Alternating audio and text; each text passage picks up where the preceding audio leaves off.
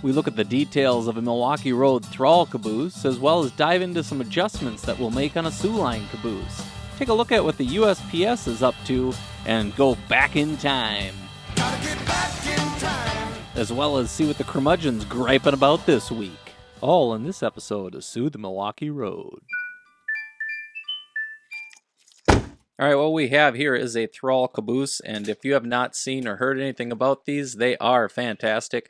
Thrall cabooses by the Milwaukee Road, extremely detailed. These were done by Lines West products, and again, the attention to detail that Todd provides is just second to none. You can look at the interior. If you see inside here, there's actually recesses that you can lay down your window glazings within, so you get a nice close to the surface reveal. The details that he's added on the sides. He even has a version now that he ended up putting the grab irons and printed them, so you can see a 3D printed grab iron. And we're talking extremely fine. I mean, look at this window right here. The window that you have here, I'm not going to push on that. I don't want to break it. But you already have the divider for the window itself. And again, he doesn't hold back when he's looking at the details. We'll take a real quick look at a few other elements of the caboose. Here's the end, and the detail on these, again, exceptional. You're looking at something that is extremely refined, and the amount of detail, as you can see there, I catch the light on it just right. You just blew my mind. Fantastic. I'm really impressed. Cannot wait to get this caboose started so you guys can see the end product. And I know that it's going to turn out great because I've worked with some of Todd's products in the past. Again, under rigging, you don't like putting all that detail in there? Not a problem. I mean, take a look at that. That thing's rolling down the rails. You got the chains. You've got all the rigging, and it's already all done for you. So if you're not huge into building the kits, you are taking a huge step forward by having a lot of this stuff done. Are the parts delicate? Delete. Yes, but sometimes so are you. Got me there. So you want to make sure that you take care of this stuff. You want to make sure that you don't, manhandle it and snap some of the pieces. Oh, this is how he builds a kit. Look at him go. He's a little wild. He grabs the boxcar. Oh, no, he's got it. Oh, he's going to break it. He broke it. I cannot believe what I just saw. That's how he builds a kit. He broke it. He's done. But here, again, I want detail. Take a look at this caboose stack. Ooh, that's fine. That's finer than a camel toe hair. It's fine. I mean, here, I can push on it. I'm not going to try to break it, but it's touchable. It's not going to just snap, like you wouldn't believe. Take care of this stuff. These are models. These are delicate. I have the trucks. Look at the That's detail. fresh. See all the details. Take a look at this. These are accurate Milwaukee Road caboose trucks. You can even see the brakes. He's got the brake shoes inside there. We'll try to get a little better look. The brake shoes are inside there. You can see the springs. I mean, we're talking some nice detail. And Todd doesn't skip a beat when it really comes to trying to find and make sure that those details are addressed. And lastly, I just want to look here at the decals. He's actually using Circus City decals. They do a fantastic job. Take a look at this. He's even got the bolts on the Milwaukee Road Herald.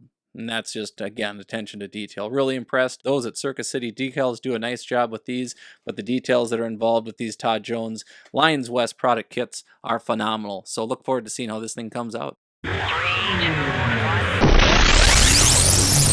Alright, I couldn't resist. End up snipping off all the sprues to the Thrall caboose, get it all assembled, and it ended up turning out quite nice. It's not done, obviously. None of this is glued together. This is just snapped into place. Took me about 45 minutes to an hour to snip off all the sprues, get it kind of cleaned up. But then the trucks themselves and the actual inner workings looking nice. So real pleased with the process so far. We'll continue moving this thing along. All right, are you a Milwaukee Road guru? Do you have any idea when they received 100 Thrall cabooses? Was it in A, 1951, B, 1954? Was it C, 1956, or D, 1959? We'll find out a little bit later in this episode.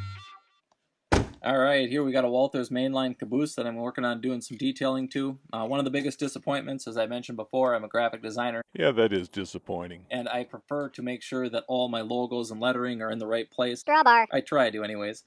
The stroke width on this SOO, it's too thin. The location of the SOO, it's not quite right. Location of the numbers and so forth will get adjusted as well.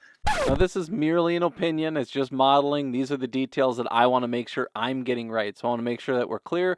But at $35 a pop per caboose, plus they're adding another $10 to be able to add on the grabs, I'm $45 into a caboose, and I just want to make sure that it's right. Blah, blah, blah. Now here's a caboose. I originally was trying to remove the SOO. That didn't work. I ended up stripping the whole thing. So now it's turned into a full custom project. I probably should have bought the Undex, but I'm not going to do anything to the cupola, so I'm just going to leave it just as is, match the red, or I'm going to shoot this into a different color. We'll see what the actual Caboose number is that I decide on and what all of its details are. The upside on it is that they do have the correct roof, they do have the higher cupola compared to the Atlas ones that were out, and just going to go through this thing and get it all dialed in.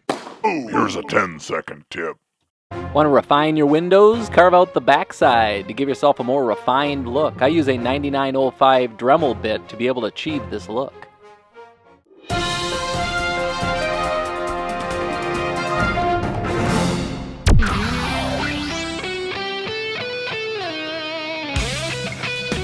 Alright, jumping right into one of my favorite things, it's 187 scale cars. I'm sure a lot of you already picked up on that. I've done a number of segments on these. I really like being able to detail and scale out a car just because there's sometimes the wheels are too blingy, the grille is too shiny. When it really comes down to it, only half hour, 45 minutes sometimes can turn a vehicle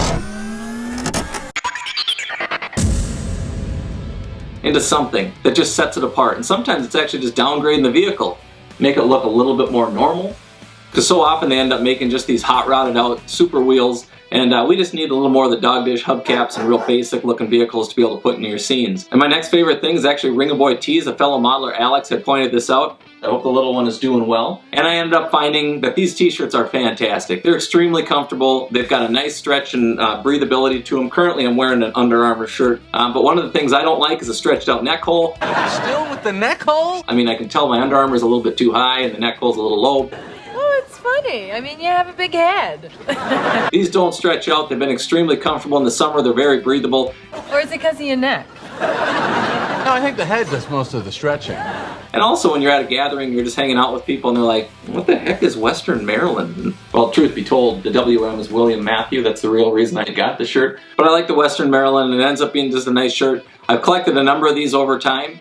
No, they're not cheap.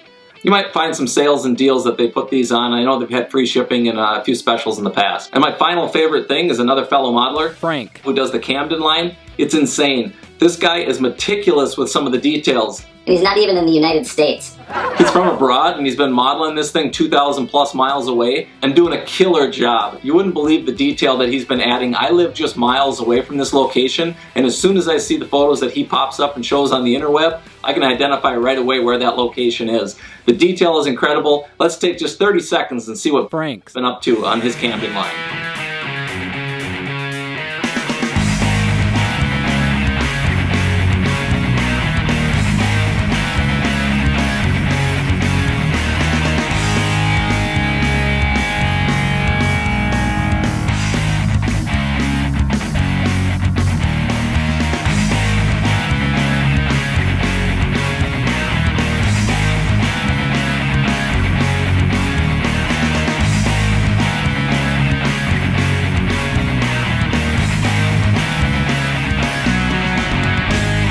Now that's some nice modeling, all worked into a shelf layout. Well done, Frank.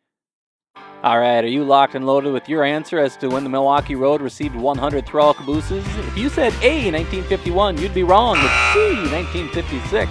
In 1951, that was when the iconic shop-built ribside Cabooses ceased being built, which led their way to the Thralls being delivered in 1956. These are John Tyson shrinks. You mean shrinkage? Yes!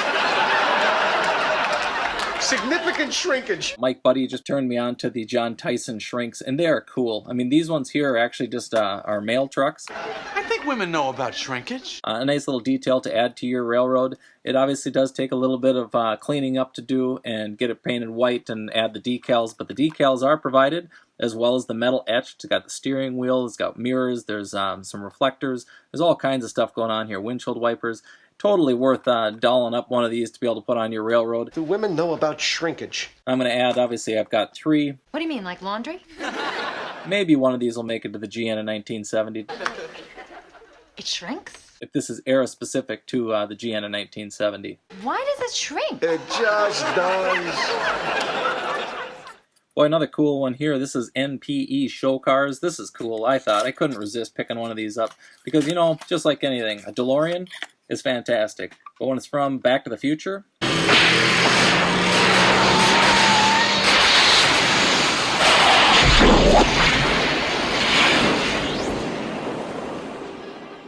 even better. I picked up one of these online, And this guy does a nice job. They're out of Germany. If you got a car like Back to the Future, you can go back in time, forward in time. It doesn't really matter. I'm even going to add this one here. Got the Tootsie Roll.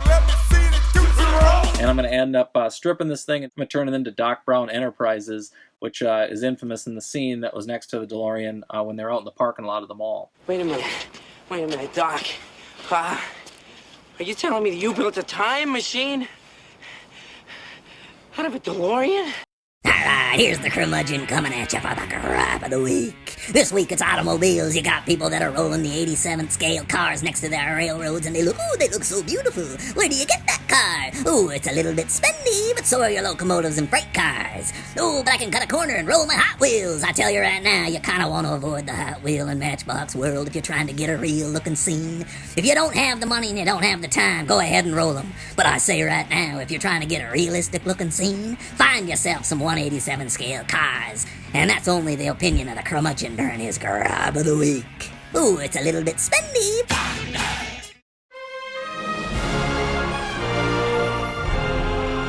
Be sure and hit the like button. You can click here to subscribe. You can also check out other episodes of SOO The Milwaukee Road, as well as take the tour of the GN in 1970.